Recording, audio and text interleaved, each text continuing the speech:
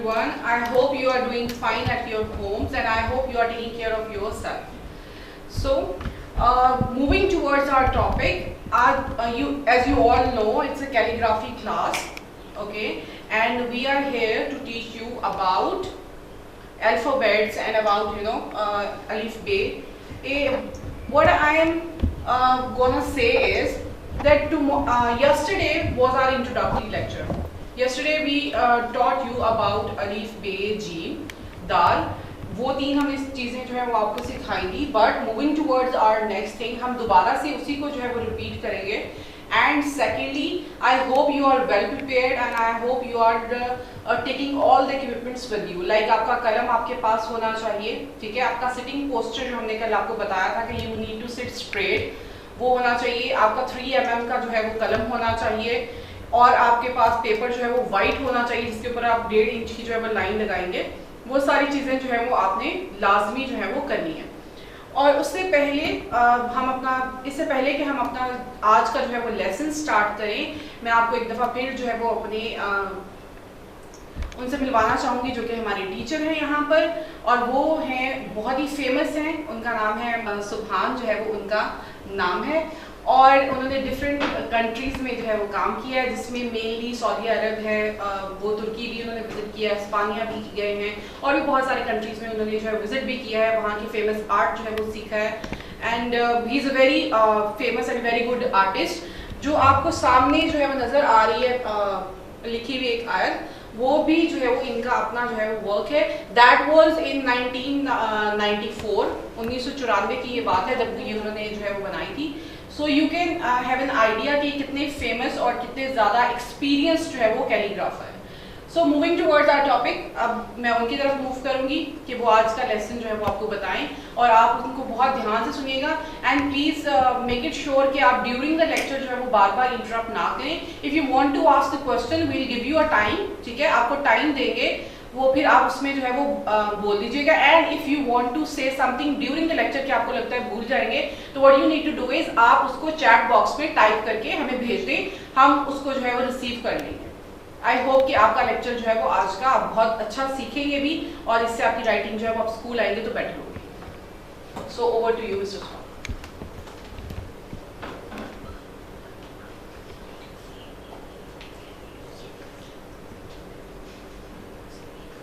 अस्सलाम वालेकुम. बिस्मिल्लाहिर्रहमानिर्रहीम. तो बच्चों, कल आपको जो बताया गया था इन बुनियादी हरूफ के जो पहले से 4 अलिफ बे जीम दाल, हम आज फिर उन्हीं हरूफ को हम रिपीट करेंगे. तो बराए करम इसको बड़े ध्यान से, बड़े गौर से, ये आपकी इब्तदाई जैसे कि कोई भी बुनियाद रखने से पहले जो ईंट रखी जाती है, अगर वही टेढ़ी रखी जाए तो आखिर तक दीवार टेढ़ी रहती है. तो इसमें थोड़ा सा तवज्जो करके आपने एहतियातन इसको अच्छे तरीके से बिल्कुल असूल के मुताबिक आपने लिखना है. हम इब्तिदा करते हैं. बिस्मिल्लाहिर्रहमानिर्रहीम. देखिए, ये 3 mm का ये कलम है. इससे आपने ये 5 कत में अलिफ इसको लिखना है. ये 5 कत बनते हैं इसके. इसी तरह ये बे है, ये लाइन से 1.5 कत ऊंचा रख के ये लिखा जाता है और ये लाइन के ऊपर आता है और इसके भी 5 कत होते हैं. इसका दरमियान में ये नुक्ता दिया जाता है. इसी तरह जीम जो है, जैसे आपको कल बताया था कि ये आधे कत में इसका जीम का जो सर है, जिसको रास कहते हैं, इसको बनाना. उसके बाद इसका दायरा जो है तो वो आपने पूरे कत से एक कत जो है लाइन से नीचे लाना है. तो ये आपके जीम की जो हैयत है, ये जिस वक्त आप इसको इस दायरे को कंप्लीट करेंगे तो ये बैजा बनता है, अंडा जिसको कहते हैं. उसके बाद ये है दाल.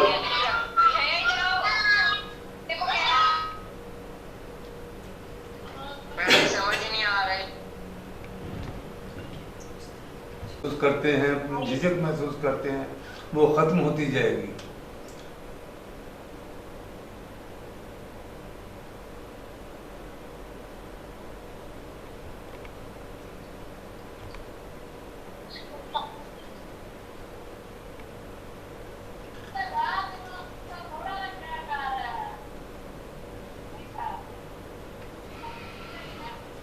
इसमें सबसे जो बुनियादी चीज़ जो आपने कलम का जाविया रखना है और हाथ का एंगल रखना है, वो आपने हाथ को जमा के अपने कागज़ पर, जिसके कागज़ों के नीचे कोई इम्तहानी गत्ता वगैरह कोई सख्त चीज़ रखनी है तो उसके ऊपर हाथ को जमा के रखना है। ये दाल जो है, जैसे ये आपने एक ही जगह हाथ रखते हुए साकन इसको कंप्लीट करना है। अलिफ जिस वक्त आप लिखेंगे तो ये आपने हाथ इसी तरह रवानी से आहिस्ता आहिस्ता इसको खिसकाना है, तो ताकि उसकी लफ्ज़ की धड़क ना महसूस हो, खुरदरापन महसूस ना हो, सीधा स्ट्रेट आपका लिखाई महसूस हो। ये एक बुनियादी चीज़ है जी, बार बार आपको इसकी तरफ जो है ना तवज्जो देनी होगी। मैं फिर इसको रिपीट करता हूँ।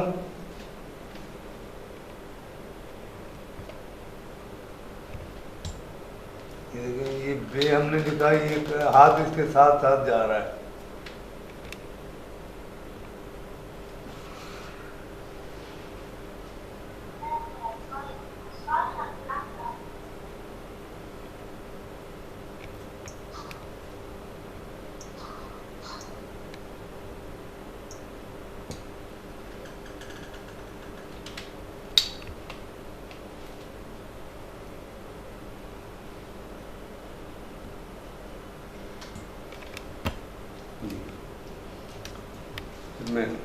मैं फिर इसको बार बार इसको रिपीट करता हूँ ताकि आप भी इसको मुशाहिदा करते जाएं साथ साथ।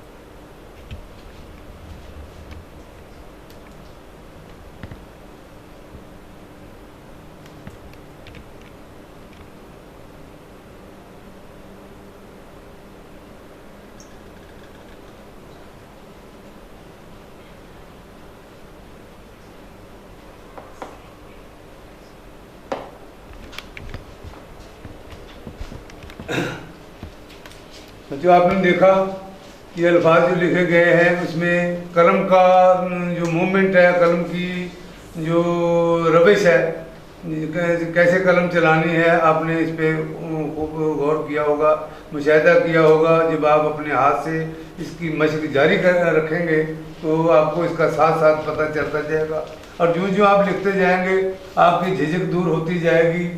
तो यही चीज़ जो हमने अभी कागज़ पर लिखी है, अब बड़े हरूफ में आपके सामने हम इसको जो है ना जी, तो बोर्ड के ऊपर आपके सामने हम लिख के दिखाते हैं और इसको अब आपने और गौर से देखना है।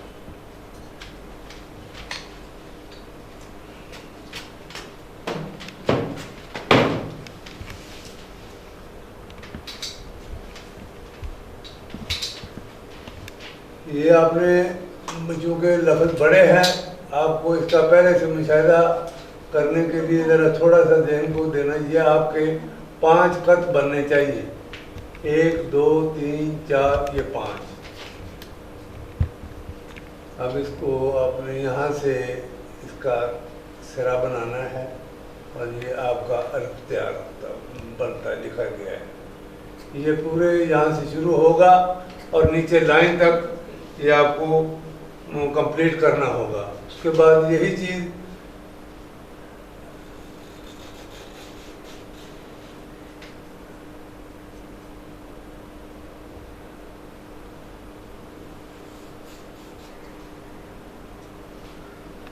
ये बे, अलिफ बे या बा कहते हैं, ये भी आपका 5 खत में होगा। 1 2 ये 3 ये 4 ये 5। फिर आ जाता है जीम जी।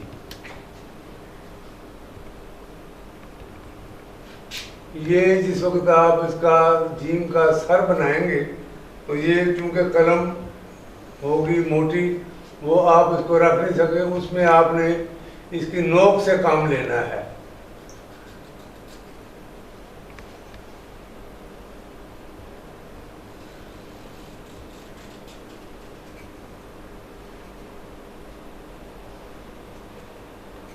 इसको बाद में आपने जब फिल करना है, इसके लिए आपको थोड़ा सा कलम, आधी कलम के ऊपर दबाव दे के उल्टे कलम से जिस तरह भी इसको फिल करना है आपने।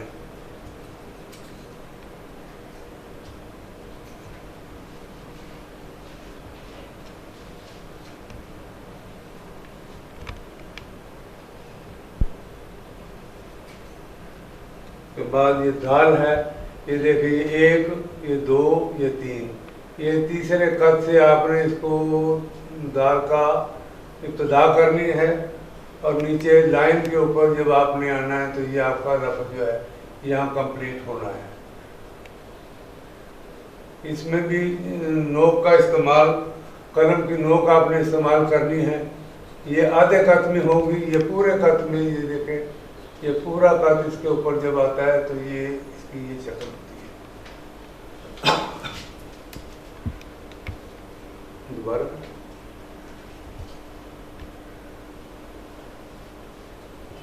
ये आपको इब्तदाई हरूफ पहले कम तादाद में इसलिए दिए जा रहे हैं कि आप इसमें ज़्यादा से ज़्यादा जो है ना इन हरूफ के ऊपर अपना हाथ जमा लें।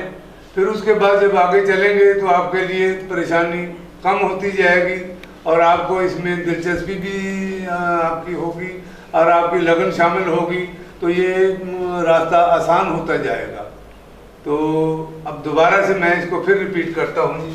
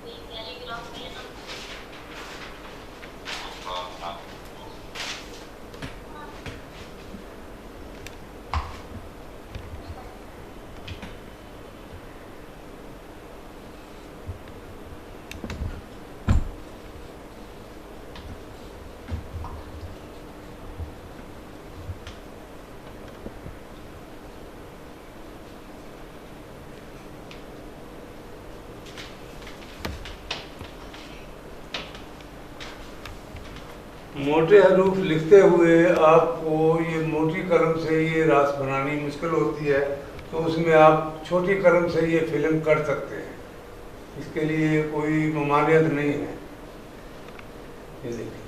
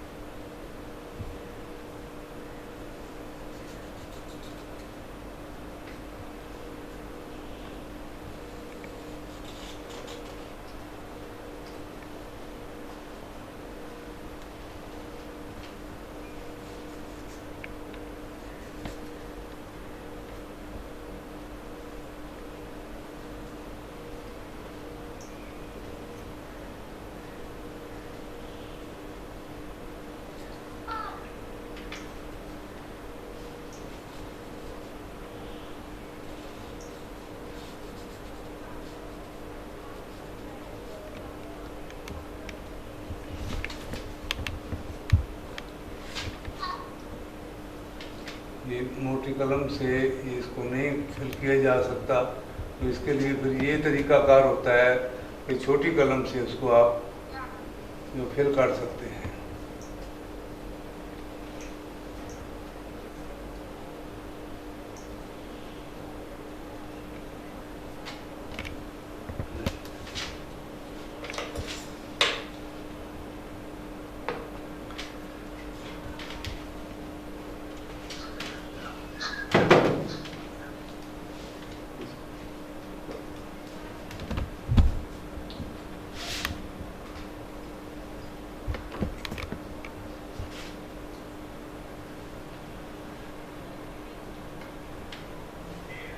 तो बच्चों, आपने मुलाजा किया कि ये हमने ये बारीक कलम से लिखाई की, ये भी आपने बगौर देखा होगा।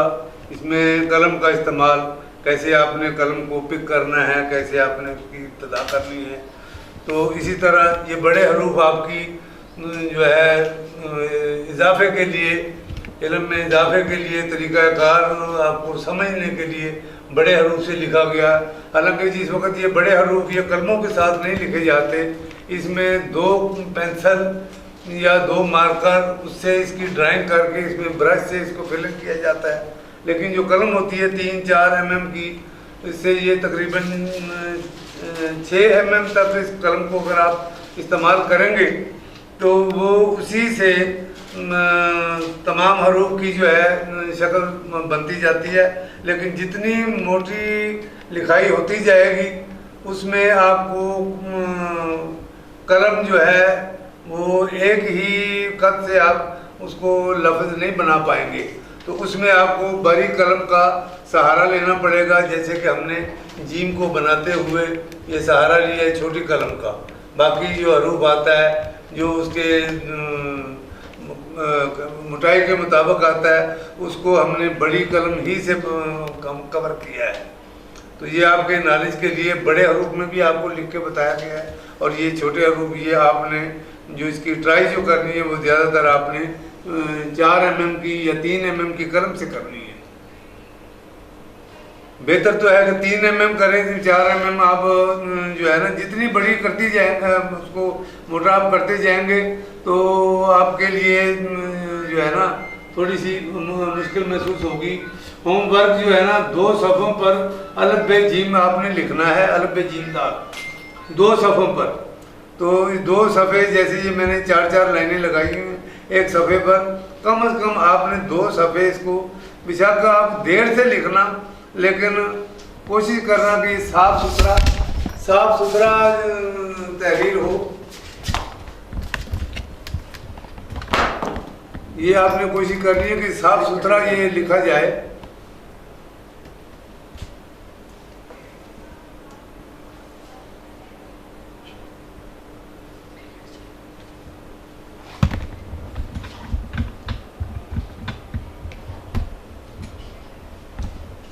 उम्मीद है कि आपने कुछ ना कुछ इसको पिक किया होगा। अब ये आपकी सवाबदीद पर, आपकी लगन पर ये मुनहसर है कि आप इसको कितने कम वक्त में ज़्यादा से ज़्यादा प्रैक्टिस करके आप इस पे हावी हो सकते हैं।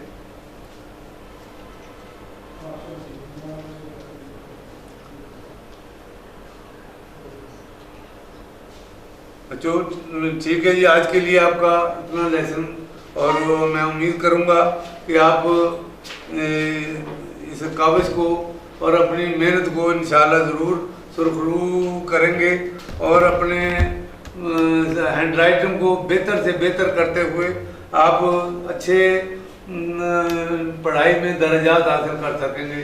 आज के सेशन के साथ खुदा हाफ़िज़ करते हैं।